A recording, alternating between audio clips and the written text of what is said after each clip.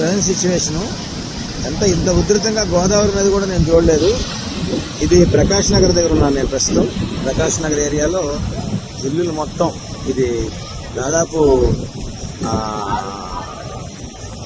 మన market area మాట ఇదంతా. ఈ మార్కెట్ ఏరియా పక్కన కనుచూపు మేరలో కూడా అసలు కనబట్టలేదు.